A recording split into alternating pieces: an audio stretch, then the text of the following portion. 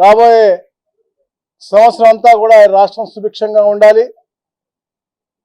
ఏదైతే మన దార్శనికులు శ్రీ నారా చంద్రబాబు నాయుడు గారు ఎప్పుడు కూడా పేదవాడు బాగుండాలి, ఆర్థికంగా స్థిరపడాలని లక్ష్యంతో పనిచేస్తారో వారి యొక్క గైడెన్స్లో ప్రతి ఒక్క రాజకీయ నాయకుడు అవ్వచ్చు, ఆఫీసర్ అవ్వచ్చు, అందరూ కూడా కష్టపడి పనిచేసి ఆ దిశగా ముందుకు వెళ్ళాలని, ఉపాధి కల్పన కోసం ఏదైతే నారా లోకేష్ గారు కష్టపడతా ఉన్నారో అది కూడా 100కి 100% ఈ సంవత్సరంలో అమలు వైపు రావాలనేసి, గ్రామాలు అభివృద్ధి చెందాలి, రాష్ట్రం బాగుండాలని అహర్నిశలు కోరుకునే పవన్ గారి యొక్క ఆలోచనలు, అలాగే వికసిత్ భారత్ అని చెప్పేసి మోడీ గారు మంచి ఆలోచనతో ఈ దేశాన్ని ముందుకు తీసుకెళ్తా ఉన్నారు. వీరందరి యొక్క లక్ష్యం ఈ దేశం, ఈ రాష్ట్రం సుభిక్షంగా ఉండాలి. ముఖ్యంగా ఆంధ్రప్రదేశ్ రాష్ట్రం ఏదైతే 1924లో 30 సంవత్సరాలు వెనక్కి వెళ్ళిపోయిందో పునర్నిర్మించుకుంటా ఉన్నాం బ్రహ్మాండంగా. ఈ 18 నెలలు ఒక సుపరిపాలన అని చెప్పి ఈ కూటమి ప్రభుత్వం అద్భుతంగా పరిపాలించిన విషయం అందరం కూడా చూసాం. గౌరవ ముఖ్యమంత్రి గారు ఎప్పుడు కూడా ఇచ్చిన ప్రతి మాట నిలబెట్టుకోవాలి, అలాగే అన్ని సంక్షేమ పథకాలు క్షేత్రస్థాయిలో అమలు అవ్వాలి. అభివృద్ధి సంక్షేమం రెండు కళ్ళగా భావిస్తారు కాబట్టి ఆ రెండు ఎప్పుడు కూడా, అందుకే ఆయన హెల్దీ వెల్దీ హ్యాపీ ఎన్వైరన్మెంట్ అని చెప్తా ఉంటారు. అందరూ కూడా అలాంటి ఎన్వైరన్మెంట్లో ఉండాలని లక్ష్యంతోనే పనిచేస్తాం. అందుకని ఈరోజు జనవరి 1న ఏదైతే మా అధికారులు ముఖ్యంగా మా special chief secretary Sai Prasad గారు, అలాగే మా CCLA జయలక్ష్మి గారు ఏదైతే గైడ్లైన్స్ ఇచ్చారో 22A నుంచి తీసేయటానికి, నిషిద్ధ జాబితా నుంచి తీసేయడానికి ఇవ్వాల్సిన 9 అంశాలు ఇచ్చారు. దాంట్లో 5 అంశాలు ముఖ్యంగా ఏదైతే ప్రైవేట్ భూముల్లో ఉన్నా కానీ, స్వతంత్ర సమరయోధులు లేకపోతే సైనిక ఉద్యోగస్తులు ఎవరైతే ఉంటారో వారికి ఏదైనా ఒక్క డాక్యుమెంట్ ఉన్నా కానీ, లేకపోతే ఏదైతే సైనిక ఉద్యోగుల రిజిస్టర్ ఉంటుందో దాంట్లో మాజీ సైనికులది రిజిస్టర్ ఉన్నా కూడా తప్పకుండా 22A తీసేయాలని చెప్పేసి, అలాగే ఏదైతే 18/6/1954 కంటే ముందు ఇచ్చినటువంటి అసైన్ భూములు వెంటనే తీసేసేయాలని చెప్పేసి, ఇట్లా పలు అంశాలపైన చర్చించి ఏదైతే తీశారో 5 అంశాలు కూడా మేము 22A నుంచి ఇమీడియట్ తీసేయమని చెప్పాము. ఏదైతే ఒక సర్వే నెంబర్లో కొంత భూమి ఏదన్నా ఎండోమెంట్స్ ఉంటే పూర్తిగా ఇవ్వడం కానీ ఇట్లా ఇవన్నీ కూడా చేయమని చెప్పాం. చుక్కల భూములు, అలాగే ఏదైతే సర్వీస్ ఇనామ్ ల్యాండ్స్ ఉన్నాయో అవి GOMలో పెట్టి ఈ నెలలో అవి కూడా క్లియర్ చేయాలని చెప్పేసి మేము ఒక ఆలోచనలోకి వచ్చాం. ఎందుకంటే అది GOMలో ఉన్నాయి, డిస్కషన్లో ఉన్నాయి కాబట్టి, ఫైనల్ స్టేజ్లో ఉన్నాయి కాబట్టి అది దాని ద్వారా రావాలనేసి. అందుకని 9లో 5 ఈరోజు మేము సంతకం పెట్టి ఒక మంచి ఆలోచన ఇచ్చాము. దాని తర్వాత మిగతాయి కూడా అంటే 22Aలో ఏ ప్రైవేట్ భూమి కానీ ఏదైతే ఉన్నాయో ఏది కూడా ఉండటానికి వీలు లేదు అనే లక్ష్యంతోనే ఈ యొక్క కార్యక్రమం ఈరోజు చేయడం చాలా ఆనందదాయకంగా ఉంది. అలాగే ముఖ్యంగా ఎక్కడ ఎలాంటి అన్సెటిల్డ్ విలేజెస్ ఉన్నా కూడా వాటిపైన అధ్యయనం చేసి వాటిని రిజాల్వ్ చేసే మార్గంలో, ఎందుకంటే సంక్రాంతికి తిరుపతిలో శెట్టిపల్లి అని ఒక ప్రాంతంలో ఒక మంచి కార్యక్రమం జరగబోతా ఉంది. ఎప్పటి నుంచో చూస్తా ఉన్నా, దాదాపుగా 2111 మంది కుటుంబాలు 2111 కుటుంబాలు ఎన్నో సంవత్సరాల నుంచి, స్వతంత్రం వచ్చినప్పటి నుంచి కొట్లాడుతూ ఉన్నారు దాని మీద. అలాంటి అన్సెటిల్డ్ ఇనామ్ విలేజ్ని సెటిల్ చేసి, ఎస్టేట్ విలేజ్ని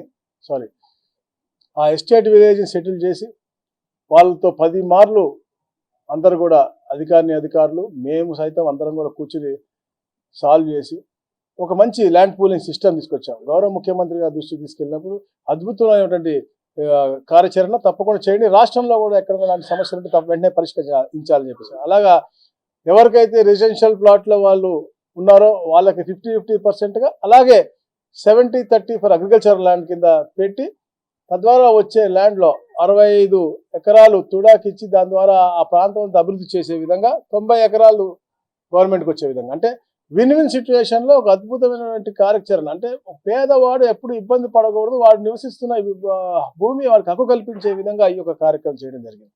అంటే గత 18 నెలల్లో మేము చెప్పాం, మేము సూపర్ 6 అని చెప్పాము, సూపర్ 18 in 18 months చేశాం. మేము రాగానే పెన్షన్ చెప్పిన దానికంటే కూడా వెంటనే ఎక్కువ ఇచ్చాము. 3,000 ఉండాల్సింది 4,000 చేయడం కానీ, 6,000 చేయడం కానీ, 10,000 చేయడం కానీ, 15,000 చేయడం. ఇది ఒకే సంతకంతో అందరికీ వచ్చే విధంగా గత ప్రభుత్వం చేసినటువంటి, అంటే అప్పుడు 250, ఇప్పుడు 250, ఇప్పుడు 270 కాకుండా, అంటే నేను చెప్పేది ఎందుకు చెప్తారంటే, పేదవాడికి ఎప్పుడైతే మనం సంక్షేమ పథకాలు ఇస్తా అన్నామో అవి సక్రమంగా సకాలంలో ఇస్తే వారికి ఉపయోగపడుతుంది. స్త్రీ శక్తి అని పెట్టి చెప్పాం, ఎన్నో కార్యక్రమాలు చేశాం. దీపం 2 అవ్వచ్చు, అలాగే మౌజం ఇమాములకు గతంలో ఇచ్చేవాళ్ళం కూడా, పాస్టర్లకు, అయ్యవార్లకు అందరికి కూడా ఇవ్వడం జరుగుతూ ఉంది. అలాగే ముఖ్యంగా ఇది మత్స్యకార భరోసా అవ్వచ్చు, చేనేతలకు అవ్వచ్చు, అలాగే జూనియర్ లాయర్లకు అవ్వచ్చు, ఇవన్నీ కూడా ఎన్నో కార్యక్రమాలు చేశాం. మరి ముఖ్యంగా ఏదైతే తల్లికి వందనం ఉందో, ఎంతమంది పిల్లలు ఉంటే అంతమందికి ఇచ్చే విధంగా, ఒక కుటుంబంలో 5 ఉన్నా కూడా వారికి కూడా 65,000 రూపాయలు వచ్చే విధంగా ఈ కార్యక్రమం, అంటే చరిత్రలో ఎప్పుడు ఊహించలేదు. అందరూ కూడా ఎంతమంది పిల్లలు ఉంటే అంతమందికి ఇస్తారన్నారు, కానీ తప్పకుండా ఇవ్వాలి అని చెప్పే లక్ష్యంతో ఆ కార్యక్రమం చేశాం. మెగా డిఎస్సి అదొక చరిత్ర. ఎప్పుడు ఎవరు అలా చేయని విధంగా ఇచ్చిన మాట ప్రకారం గౌరవ లోకేష్ గారు ఆ కార్యక్రమం చేయటమే కాదు, వారి కుటుంబాలందరినీ కూడా పిలిచి వాళ్ళతో మాట్లాడి వాళ్ళతో ఇంటరాక్ట్ అయ్యి వాళ్ళకు ఉన్నటువంటి ఇష్యూస్ అన్ని కూడా మాట్లాడి చేసినటువంటి గొప్ప కార్యక్రమం అది. అలాగే మొన్న కానిస్టేబుల్స్ కూడా మీరు చూశారు, చేశారు. మరి ముఖ్యంగా విద్యుత్ రంగం కూడా మనం చూస్తూ ఉన్నాం.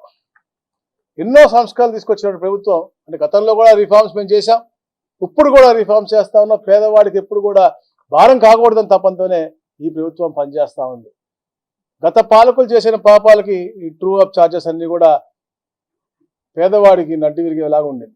కానీ మొట్టమొదటిసారి చరిత్రలో ట్రూ డౌన్ చేసినటువంటి చరిత్ర ఈ యొక్క కూటమి ప్రభుత్వాన్ని, 13 పైసలు తగ్గించినటువంటి పరిస్థితి. అలాగే అయితే గత 1924లో ఈ ట్రూ అప్ ఛార్జీలు ఉన్నాయి, దాంట్లో బాగా 4,497 కోట్ల రూపాయలు ప్రభుత్వం భరించాలని చెప్పేసి కూడా నిర్ణయించడం నిజంగా చాలా మంచి పరిణామం. ఎందుకంటే పేదవాడికి ఎప్పుడు కూడా ఇబ్బంది పెట్టము, ఎట్టి పరిస్థితుల్లో కరెంట్ ఛార్జీలు పెంచమని చెప్పేసి ఆ రోజు చాలా గట్టిగా మేము చెప్పాం. ఈ రోజు అది నిరూపించుకుంటా ఉన్నాం. గతంలో కూడా మేము 1419లో కూడా ఒకసారి 2 సార్లు పెంచడం జరిగింది తప్ప ఎప్పుడు కూడా పెంచలేదు. కానీ 1924లో 12 సార్లు పెంచి కేవలం వాళ్ళ అనువాయులు బాగుపడే విధంగా రిఫార్మ్స్ ఇచ్చినటువంటి గత ప్రభుత్వాన్ని. ఇలా అద్భుతమైనటువంటి కార్యక్రమాలు చేసుకుంటూ ముందుకెళ్తా ఉన్నాం.